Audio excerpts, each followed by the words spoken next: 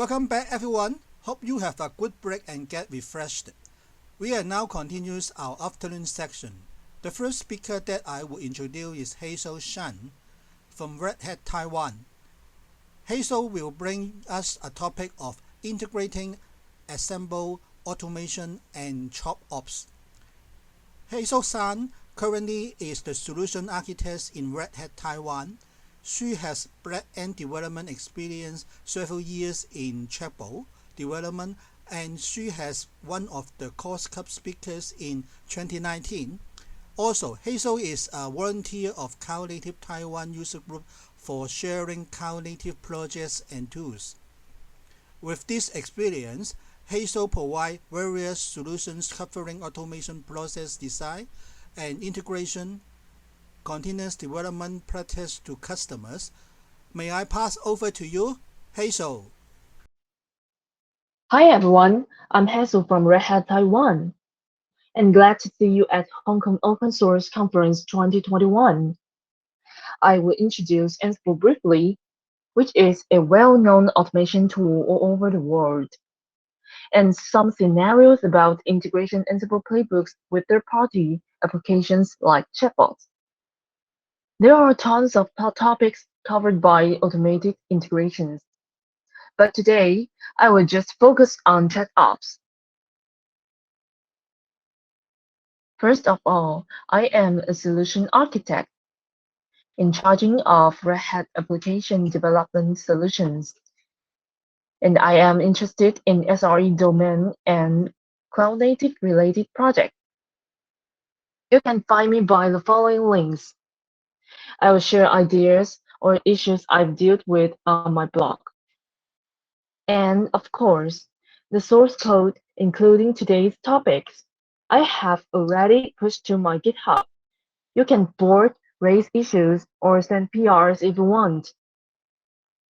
If you have any questions or ideas you want to discuss, welcome to mail me or drop your message to chat room.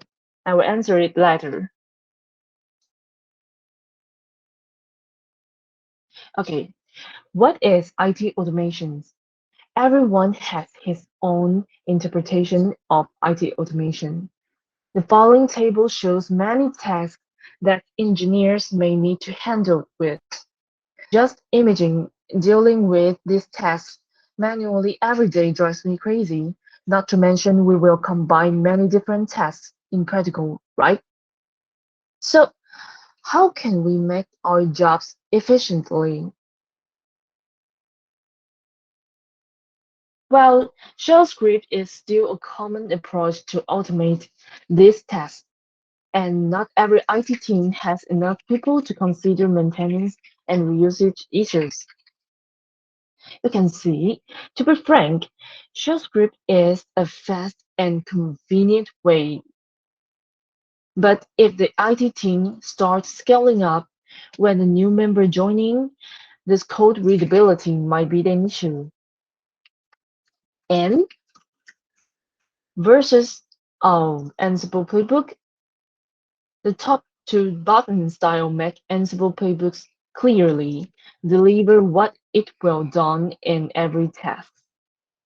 And modules also save code lines and your time. You can see the length of the shell script and the length of playbooks have difference. I have to go through this picture, or some of beginners might be dizzy about those Ansible terminologies. This is Ansible execution architecture from my perspective.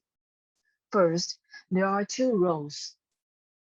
One is controlling nodes. All of Ansible tools will be installed on this node, and the other one is target node.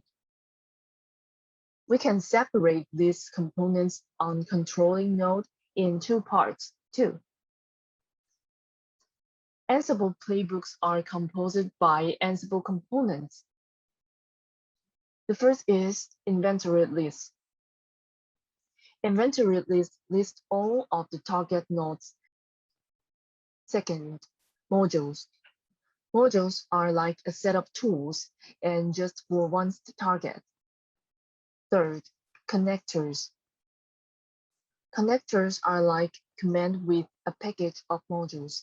If you want to connect with an API needs some parameters and parameters of parameters. You will need connectors.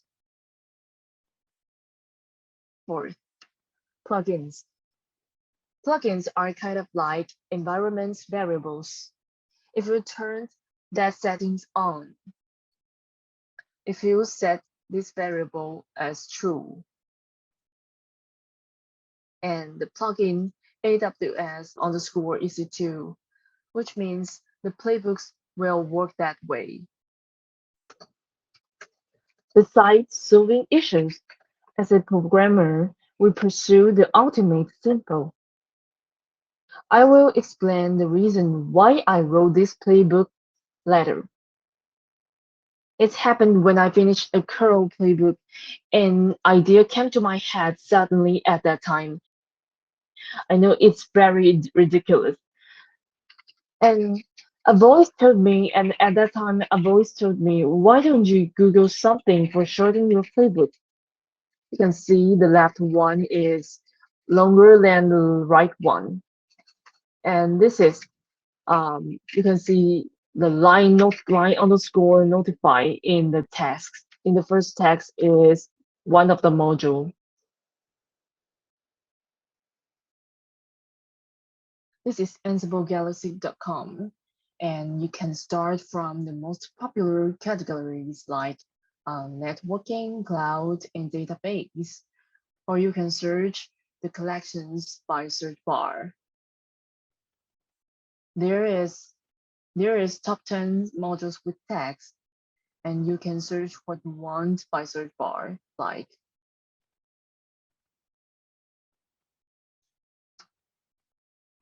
lexical modules.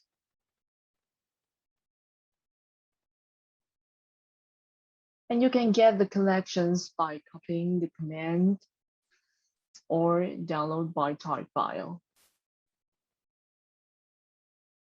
You can check the download counts and the content score.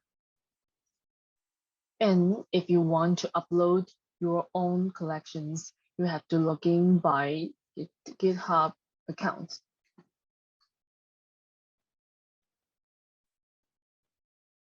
And there's my content. For example, you can check the self-made modules here. And the download counts will be listed here too. If you want to create new content, you should click this Add Content button to wait for uploading your contents. And if you want to replace the old one, you can upload the new version here and upload the tar file. The import log will be listed here. Okay, after Googling for a while, I was sure there wasn't any modules could solve my problem. So I turned to studying how to package my own modules. Ansible collections can be divided into two categories.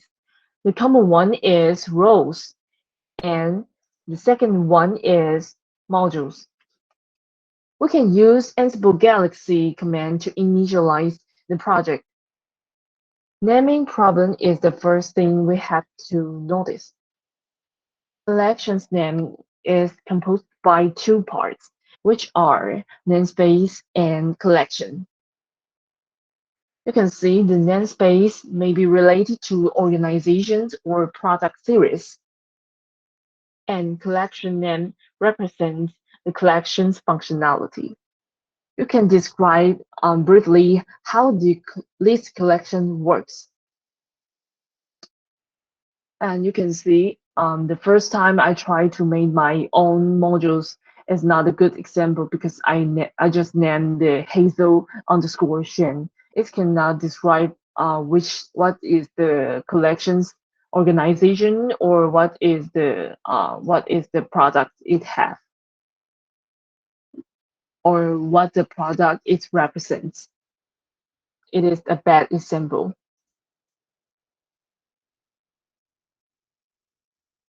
The step 2 is to complete your galaxy.yaml file. You can see this is galaxy.yaml file. We should write about the collection's author and informations. The version number should be matched to the compressed file name. And the tarred and then tarred file after programming works. As I mentioned, the version number should correspond to the version in galaxy.yaml file. I input 1.0.1 as a version and I named 1.0.1 as its compressed file.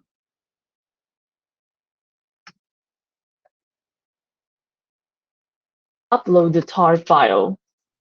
There's another choice is importing from GitHub, but this is only for rows.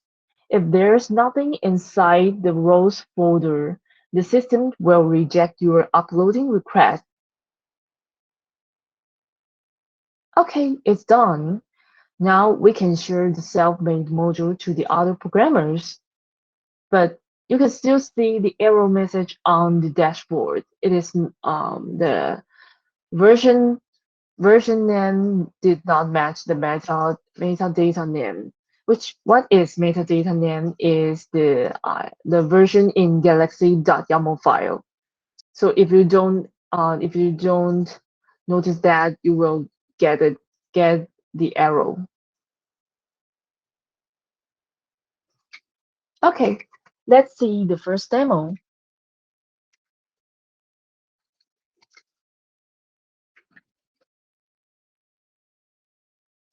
This is a workflow playbook for provision Windows Server on Azure. And there are 3 playbooks in one process. If the playbook succeeds, the flow will go through the green lines.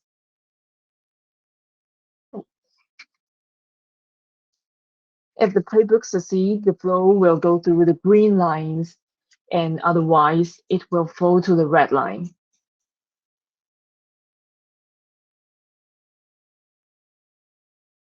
And you might notice that I put the line notification playbook in every red line. Indeed, binary classification can help us reduce the conditional expressions code effort. This is the binary classification.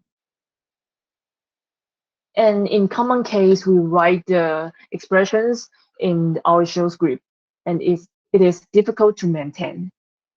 Okay, you can see the playbooks failed and the line notification has been sent to my line apps, to my line chat room. And this is my GitHub repo. And this is edit survey. You can input the token and what you want to input to message content, what you want to list on message content. I have also listed different with Ansible playbooks and Ansible playbooks with modules.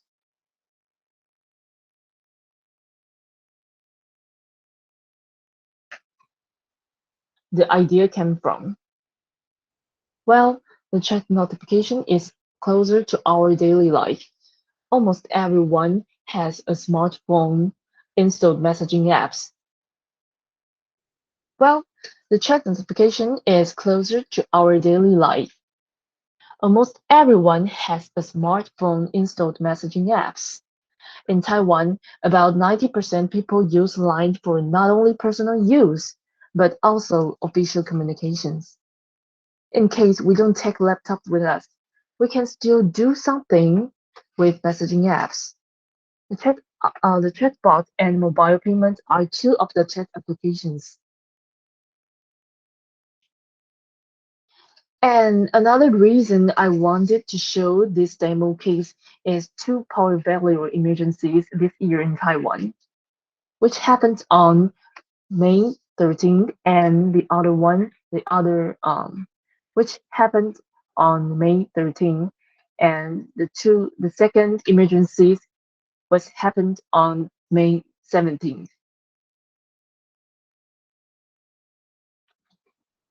Before the power failure happened, I received such a self-broadcast message. If you are aware of the time on the first line in first message, you will see the incident time in first message was at 14 o'clock and 37. And power supply was stopped at 15 o'clock. It was too rushed for me to start backup and restore process. I have only half an hour. All the things in my head were, oh, my data, I haven't backed up my Ansible tower, and I had to demo to my customer tomorrow. I felt like I am the wonderful character in movie in time. Of course, the rebuild process is easy for Ansible tower. But what if the scenarios are more complicated? Therefore, I started Googling if there were use cases for integrating automation with Chatbot. Then I found some blog posts describing ChatOps. ChatOps was derived from 2016 and it was advocated around 2019 with chat apps providers. Much more use cases were being mentioned with DevOps. 10 minutes ago, I have mentioned about IT automation, right? In fact, the degree of IT automation depends on how familiar with your equipment. But DevOps implicated for every one aspect of the company and how people design the process. The point of ChatOps is rules of chatbots, which is just like rule engines. How to design chatbots depends on process in IT teams, and the final purpose is controlling process accurately by command. Line notification is the simplest way to implement ChatOps. You don't even need to create a bot, just need to call the line notification API. Here is the API document.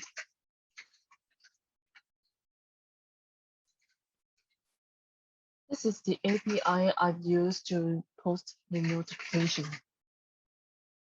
And if you want to create a notifying application, just click my page and drag to the bottom of this page. Click Generate Token and choose what chat room you want to send notifications.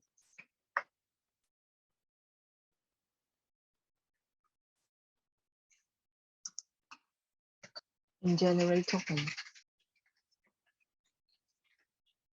And if you don't want to use it anymore, just disconnect it.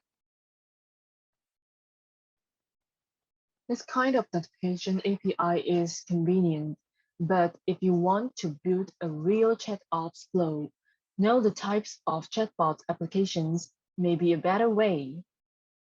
And how to interact with chatbot. There are two scenarios, active trigger and passive reception. The active trigger will be started from a command after processing by series of patterns, and then trigger backend service, call the third party's APIs, or return directly. The passive reception is partially different from the active trigger mode. You may want to add some webhooks, like GitHub, Jenkins webhooks, IT service management. And in most of cases, when these webhooks were triggered, the webhook server will call the chatbot API and then send both message or trigger another task. Somebody may be curious about how many types of chatbot. It depends on chat apps provider. Look at the end of the flow. Here, which is return message. The types of messages are designed by chat apps providers. The following are message types from different providers. Some chat apps providers allow users to lay out the message templates by JSON object. There are many examples. For an instance, some developers collect audio messages and process them by speech recognition for translating application. And this is Telegram's document staging type of both. The second type, integrate with the other service, is a common chatbot type. In Taiwan, there is even mobile payment chatbot. The picture of ChatOps looks perfect, right? We can handle everything without laptop. But in practice, the factors we need to consider are far beyond imaginations. But the factors we need to consider are far beyond imagination in practical. The data security, how to encrypt the confidential information like password, your credit card number, your user's birthday. And second, privacy issue like I don't want any third-party application to get my phone number. And the last reason might be policy. Lost my job due to violating management policies sounds not interesting, right? So today I will introduce an open source and fully free communication platform which name is Rocket Chat. The user experience is just like Slack, so users don't need to get used to the interface again. The most important reason is we can install the chat server on our own environment. If you have lots of troubles with online chat apps, Rocket Chat is a nice choice you may want to consider. Oh, also, it provides iOS and Android app support. So, which means you can download iOS app and connect it to your chat servers via VPN. I'm going to demo the chat flow from my iPhone to chat server by VPN. This is a brief architecture for the following demo case. The Rocket Chat server and chatbot were separately installed on two virtual machines with RHEL, and the Ansible tower was installed on my backend node. The Cisco switch there is for collecting its versions by Ansible Playbook. And the client connect to chatbot server by VPN. The client, which is what is the client's means? The client is Mac, the app on my Mac, and the other app on my iPhone. Okay, let's check the second use case.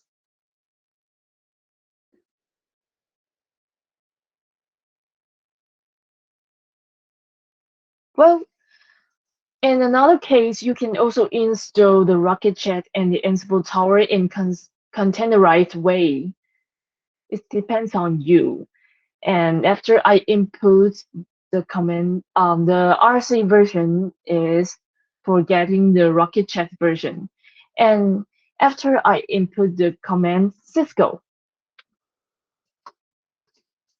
the playbooks for getting Cisco version will execute and return the finish time.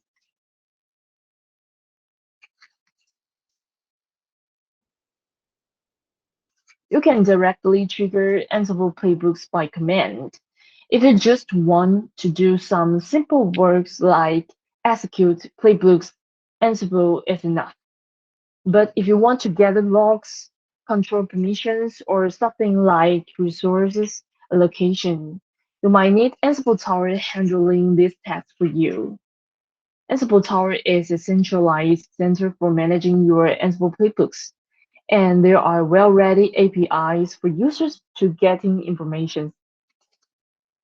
Well, ChatOps is a collaboration model that connects people, tools, process, and automation into a transparent workflow in your team. And you can put CI/CD process on the chatbot. For instance, you can use command to push ready code to the GitHub. Before deployment starting, you can even use chatbot approve. You can even use chatbot to approve or reject the merge request. There are no design guidelines for ChatOps. It just depends on you and your team members. Okay, thanks for your time. And we have 5 minutes for questions and answers. If you have questions or any ideas want to share, please leave it in the chat room. I will check one by one.